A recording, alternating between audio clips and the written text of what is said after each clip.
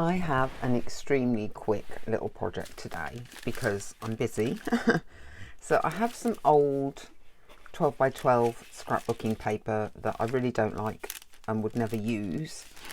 What I'm going to do is lay a base over this of just music score. I've got my PVA glue. I've run out of Mod Podge, so I'm going with a school glue, popping it down. And then another piece, overlap it slightly,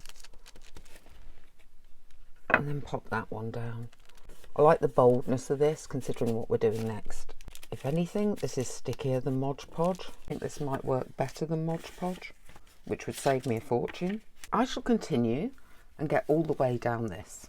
Once everything is down, we're going to add a top coat of the glue, because this will protect the paper from any mixed media, paint or distressing or anything that we do to treat this. While the big board dries, I've got some tracing paper here. Now, as you can see, it is basically the same as kitchen paper. So you could save yourself some money and use kitchen paper instead. This is an old pack, like 10 years old. Otherwise, I would be using this. I also have a selection of napkins. This one has already had the ply removed from the back, and I'm actually going to just roughly tear it. I will be attaching it to this, again using my very cheap glue.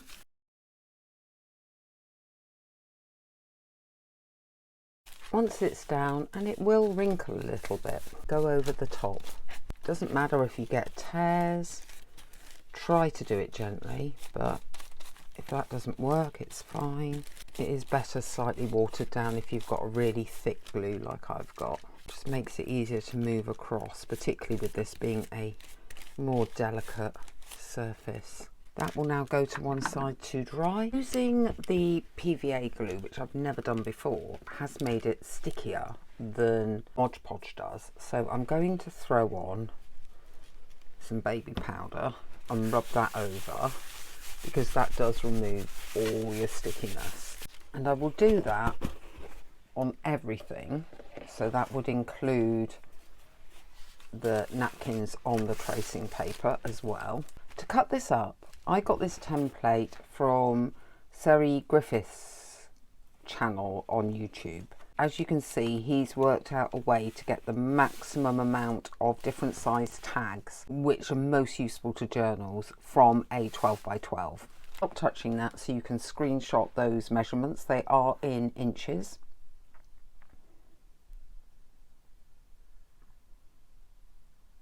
Hopefully you got that. So I will be cutting this up according to these measurements. Okay, so these are the pieces roughly cut to the sizes. As you can see, I haven't cut them 100% because I wanted to get all my edges straight, and as a lot of you know, that takes me some doing, but you can just see how many pieces you get from Seri's template. It's such a good little template that I'm so pleased I came across that. Thank you, Seri. What I'm going to be doing is I will not be making tags with these ones. I want them to be pockets. This is how we're going to do them.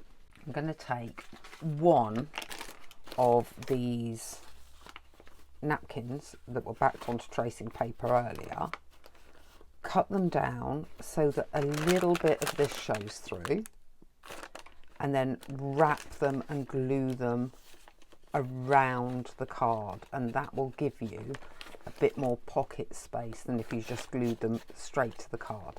I'm going to round the top on 7.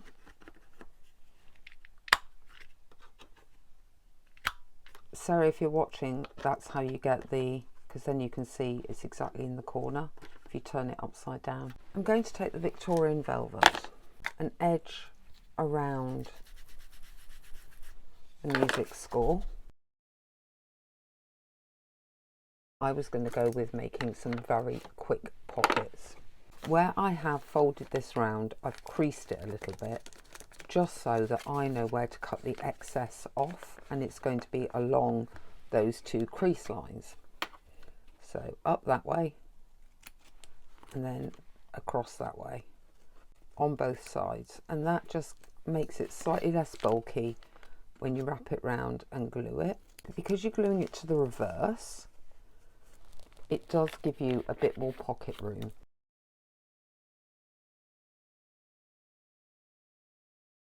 Just check it's basically straight across. It is.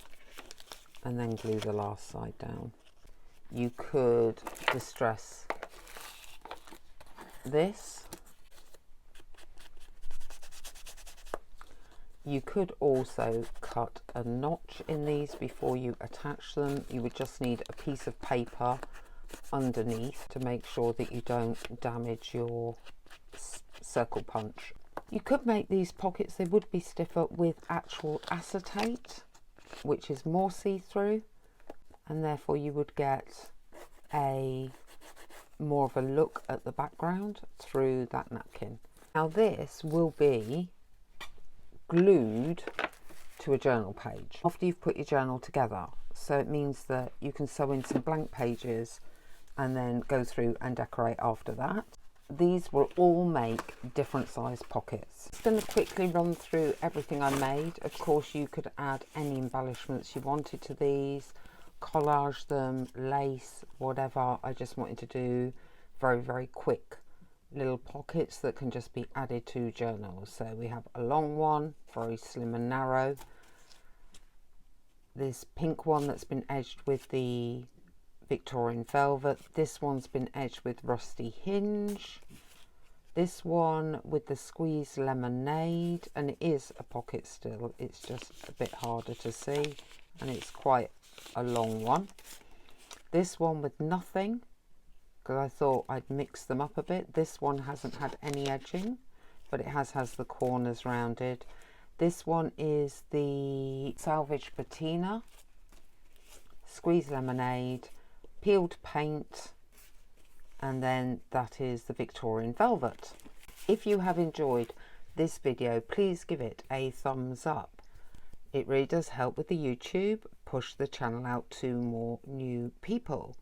Equally, subscribing would be hugely appreciated, and letting me know what you think of this quick little project and series template in the comments below.